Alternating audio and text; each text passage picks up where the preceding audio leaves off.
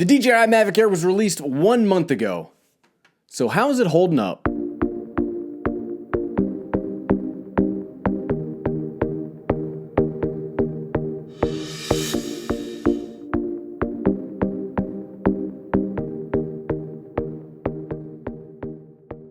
What's up everyone, I'm the Everyday Dad. If I can figure it out, you can figure it out. The Mavic Air was released to some serious fanfare just following CES 2018. And honestly, it's kind of taken the drone world by storm. Now what I really like is that it's a good combination of the previous model DJI Spark and the Mavic Pro. It's a great marriage of the two. Now when it was released, I originally ordered it, returned it, then I drove 2.5 hours to pick it up as soon as possible, and I'm a pretty big fan of DJI drones. I say that so we're all clear in the beginning that I'm turning into a DJI fanboy, just so you know where the video's coming from. Now in the last 30 days, I've gotten several hours of flying with the DJI Mavic Air and have some very strong opinions, both good and bad about it. Today I want to talk about things that I really like and things that hold it back from being the most perfect drone ever made.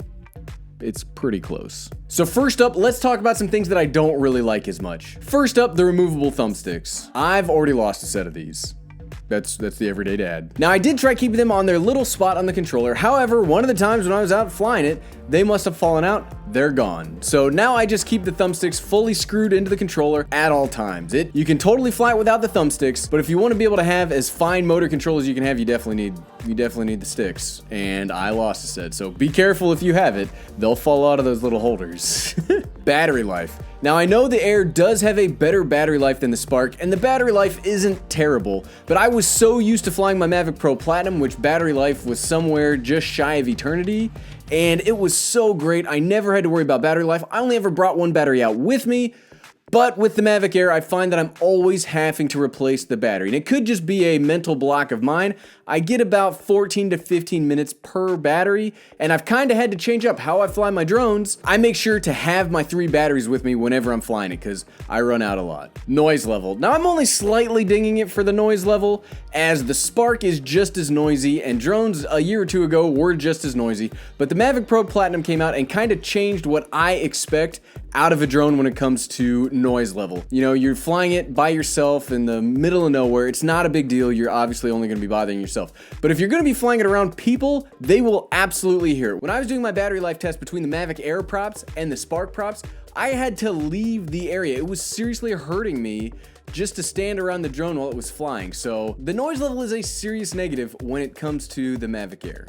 The customizable buttons. Now, if you're coming from the Mavic Pro to the Mavic Air, you'll find that you are missing some customizable buttons. And that's not really that big of a deal for me. I only ever used one function on the customizable buttons, but that customizable function is gone with the Mavic Air. My favorite customizable function is to take the gimbal, aim it down, and aim it back up. I always like being able to get a nice overhead shot of something. I like being able to then get the gimbal right back up, but with the Mavic Air, you do not get those options. There's a reset button, there is a customizable button to reset the gimbal, and that's what mine's set to, but I don't like that they took away customizable buttons and that they took away customizable functions inside of the app. Personally, not a single one of these issues is a deal breaker. I really like this drone and I've had a great time flying it for the past month. I've enjoyed it so much, I sold my Mavic Pro Platinum because the Air has totally replaced it in my arsenal. There's no other reason to have a Mavic Pro for me because the Mavic Air can do everything that I needed the Mavic Pro to do. So let's talk about some of the things that I really like. And this is the part where we're gonna gush a little bit.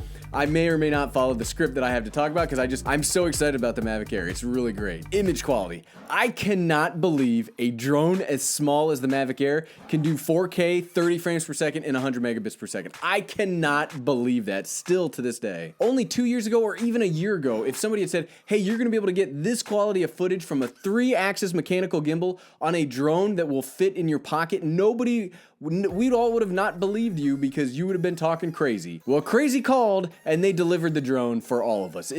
The image quality is great. Obstacle avoidance. I did a whole video on the obstacle avoidance of this drone. The Air's ability to active track you and dodge obstacles while keeping lock on you is amazing. That is such an awesome feature. And it's an amazing technological advancement. Now, it's not Skydio R1 levels of maneuverability, but it's also not $2,500. And it does pretty darn good for what you pay for this drone. And I don't feel the need to constantly be checking behind my back to see if it's run into a tree or something. Like, I have faith in the active track capability and the obstacle avoidance capability of the Mavic Air. It's probably the best feature inside of the whole drone, is that ability itself. The built-in OTG cable. Now, though the community found out a way to use an OTG cable with the original Spark, I only used it like once or twice. I never really liked having to bring an extra cable out, hooking it up, not using the Wi-Fi.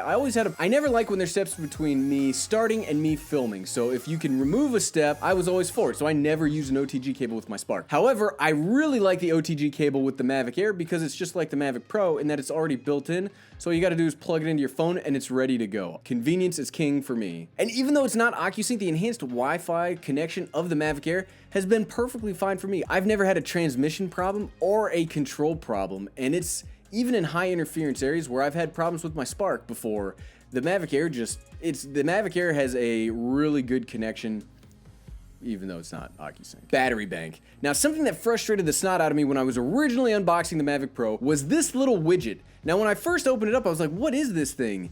Is this just another way to charge a single battery? Like, they already provided me a battery charger. Why do I need a second one?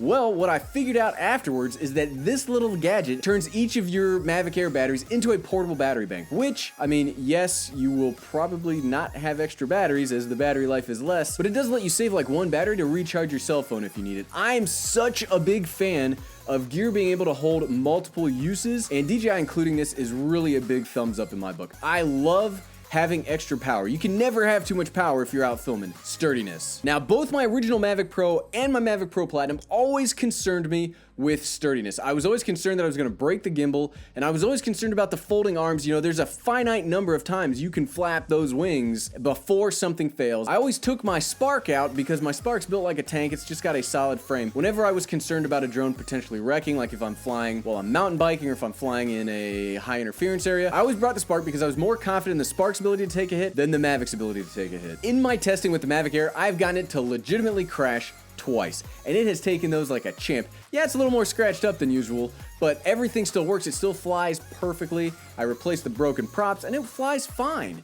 It is really sturdy. And not only is it sturdy, and while it's only wrecked twice, I've gotten it tangled up in tree branches like in the double digits, maybe 12, 13, 14 times. And it rights itself most times. It'll hit a tree branch, start to fall, and then it rights itself, saving itself from wrecking. Like, it's an incredibly sturdy, durable, like miracle drone. It's that good. So now that we've gone through both the bad and the good, what are my thoughts after flying the drone for a month? It is, honestly, if you couldn't tell already, I think it's a fantastic drone. And it might be the best consumer level portable drone on the market right now. It doesn't have the best camera, it doesn't have the best connection, it doesn't have the best battery life, but it balances image quality, sturdiness, price, capabilities, obstacle avoidance. It balances all that, and I think it comes to a nexus where I think it is the best drone on the market today. It really is. Maybe in the future there'll be something better, but right now the Mavic Air is king. And if you know me, you know the channel, I will always side with convenience over image quality, which is why I have a Mavic Air and not a Phantom 4 Pro. Phantom 4 Pro, yes, has a better camera, but like I said, the Mavic Air just has that perfect nexus of features where I think it's the best. And I would absolutely recommend the Mavic Air to pilots that have been flying for a while, newcomers to the drone hobby. I would just recommend it to everybody because it's a fantastic drone. It's seriously great. But as it's Friday, I also want to take this opportunity to thank all the patrons for the channel. Without you guys, seriously, we wouldn't be able to create the content we do. And if you want to be able to invest in the channel, follow the link in the description below where you can find me on Patreon and join this awesome team we've got going on. So special thanks to Jeff Baker, AC Visanu, Wayne Dawson, Nick Alston, Wally Garza, Curran Charles, Victor Orhan Sarios, Stan Cook, Rodney, Mark Williams, and Steven Shires. Well, hey, I'm the Everyday Dad, and if I can figure out after a month that the Mavic Air is absolutely my favorite drone right now and the best drone on the market, you can figure it out. Thanks for watching.